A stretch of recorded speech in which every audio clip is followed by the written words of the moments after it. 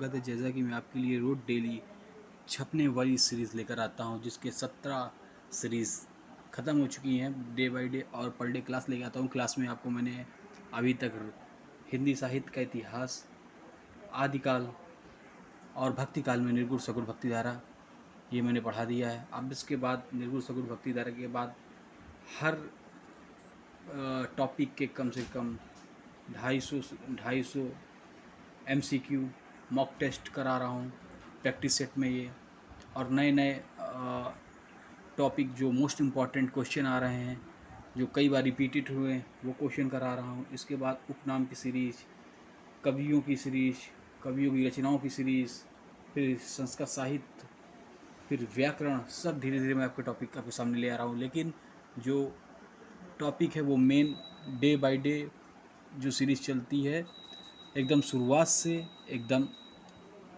Zero level से। तो चलिए, आप इस चैनल पर नए हैं तो जल्दी से चैनल को लाइक कर लीजिए, सब्सक्राइब करना ना भूलें। सब्सक्राइब करेंगे तभी आपको, सब्सक्राइब करने के बाद बेल नोटिफिकेशन दबाएंगे तभी आपको नोटिफिकेशन तुरंत आपके पास वीडियो पे आएगी। आप उसको देखकर अपने सफलता मार्गदर्शन में आगे की सीढ़ी चढ़ सकेंगे।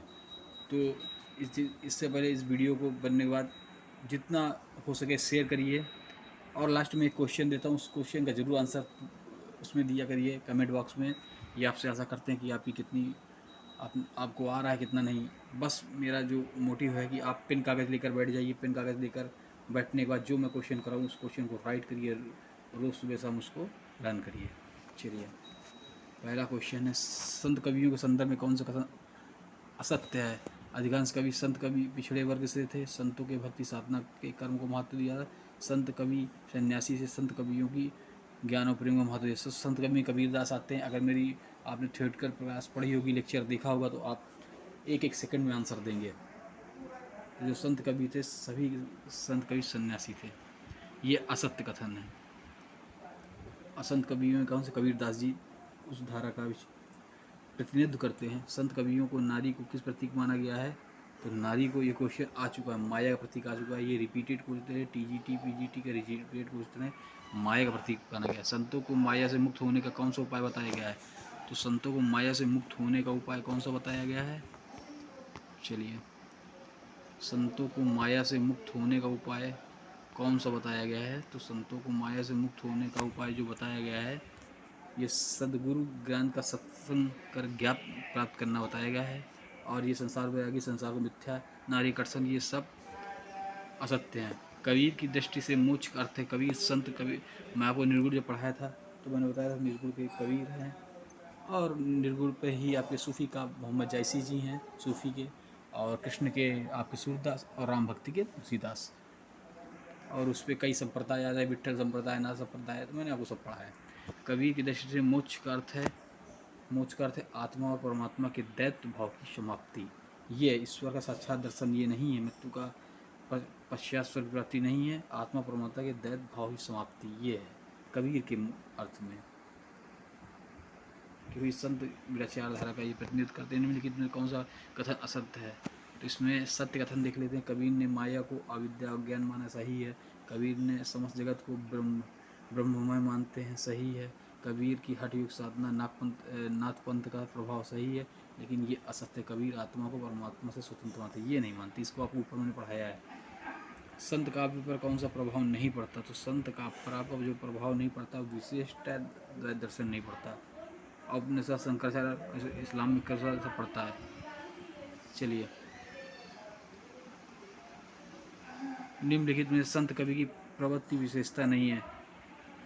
जो नहीं है वो नवधा भक्ति पर बल जो नहीं दिया है, ये नहीं है। और रूढ़ियों का आडंबर विरोध किया है। मूर्ति पूजा तीर्थस्थान का विरोध किया। अंतर्मुखी साधना का विरोध। नवधा भक्ति पर उन्होंने विशेषता इनमें नहीं है। आचार्य रामचंद्र शुक्ल ने कबीर को किस भाषा को कहा है? तो उन्होंने पूछते हैं कि संत संप्रदाय जो होता है, जो उनकी कैसी भाषा, उनकी सदुक्कड़ी या वो खिचड़ी भाषा है? किसमें इसमें हर भाषाओं का मेल होता है। तो खिचड़ी, सदुक्कड़ी से भी अच्छा ऑप्शन है खिचड़ी। हर भाषाओं का मेल होता है। आप मैंने पढ़ाया, आप लेक्चर पहले मेरा देखिए भक्ति काल का, उसके बाद इसको आपको कुछ पढ़ना ही नहीं, आप सिर्फ टिक करेंगे। इतना सटीक मैंने बताया आपको। रामचंद्र शुक्ल के बारे में आपको बताया कि हिंदी साहित्य के इतिहास बाद वाला इतिहास इनका है, इन्होंने क्या क्या हर चीज़ में इन्होंने अपनी राय रखी है और अपने उस पर लिखा हुआ है। कबीर की साखी किस छंद में है? तो कबीर की साखी दोहा छंद में है। मासी कागद छुयो नहीं कलम गयो ना हाथ, उक्त पंथ किसकी है? इम्पोर्टेंट है, पेपर में आ चुकी है, कबीरदास। संत काव्य में प्रयुक्त उलटबासी का अर्थ क्या है? किसी को उलट बात कहना या फिर एक प्रकार का छंद या विशिष्ट प्रतीकात्मक काव्य शैली। तो विशिष्ट उलटबासी विशिष्ट प्रतीकात्मक काव्य शैली है, इसको ध्यान रखिएगा, सब छपे क्वेश्चन है एग्जाम में आए हुए हैं। संत काव्य और सूफी काव्य में कौन सी विशेषता असमान है? तो भाई इसमें खंडात्मक वृत्ति जो है ये विशेषता असमान है और सब समान है। गुरु का महत्व समान, निर्गुण ब्रह्म की स्थापना है ये संत का। सूफी का भी ये माया और शैतान का विरोध, माया माने स्त्री, शैतान का विरोध। सूफी काव्य और संत काव्य में कौन सी विशेषता समान है? सूफी काव्य और संत काव्य में अगर देखा जाए, सूफी के हैं मलिक मोहम्मद जैसी और संत के कबीर, तो इसमें सदगुरु का महत्व समान है और ये सब असमान है। प्रेम के कबीर ने किस सामाजिक बुराई के प्रति विद्रोह की भावना नहीं व्यक्त की? तो कबीर ने किस सामाजिक विद्रोह की भावना नहीं व्यक्त की?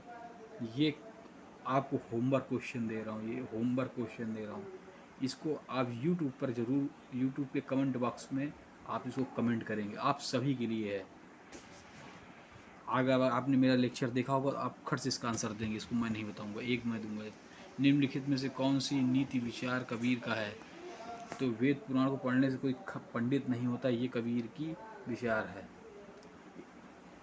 बड़ों का सम्मान करना चाहिए, विनम्रता की मनुष्य पूंजी, दरिद्रता ईश्वर की सेवा है।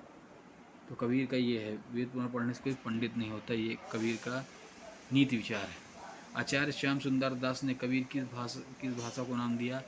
तो आचार्य सुंदर दास ने भी कबीर की भाषा को पंचमेल खिचड़ी का, देखिए सदुक्कड़ी भाषा किन्होंने कहा और पंचमेल खिचड़ी, अगर पंच खिचड़ी आ जाए, ओनली खिचड़ी, तो किस कवि ने कहा भी मैंने बताया, और पंचमेल खिचड़ी आ जाए तो आचार्य राम श्याम सुंदर दास ने कहा है कबीर की भाषा पंचमेल खिचड़ी।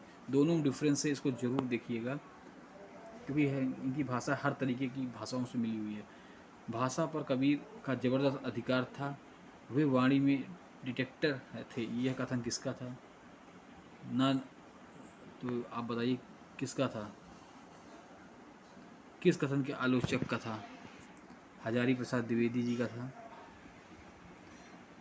कबीर द्वारा उलटबासियों के उपयोग का मुख्य उद्देश्य क्या था?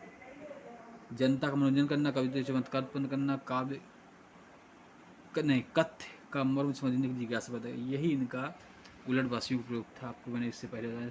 संतो भाई आई आंधी रे, यह पद किसका है? तो कबीरदास का बहुत फेमस पद है, कई बार छप चुका है क्वेश्चन, सिलेक्शन दिलाने वाला क्वेश्चन है, छपने वाला क्वेश्चन है।